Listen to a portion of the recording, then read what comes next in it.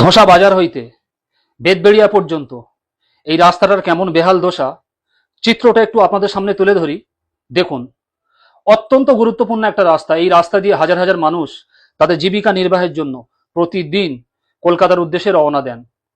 গোপালপুর, দাঁড়িয়া, হাটপুকুরিয়া এবং বিভিন্ন এলাকার আশপাশে বিভিন্ন এলাকার মানুষ তাদের জীবনের ঝুঁকি নিয়ে এবং চরম দুর্ভোগ উপেক্ষা করে তারা প্রতিদিন এই রাস্তা দিয়ে যাতায়াত করেন।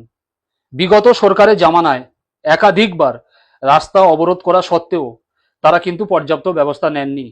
তাই বর্তমান সরকারের এবং পশ্চিমবঙ্গ সড়ক দপ্তরের দৃষ্টি আকর্ষণ করে আমরা বলতে চাই, এই রাস্তাটা যদি দ্রুত এবং অবিলম্বে মেরামত করার ব্যবস্থা করতেন, তাহলে বড় ধরনের বড়সড় দুর্ঘটনার হাত থেকে হয়তো অনেক মানুষ রক্ষা পেত।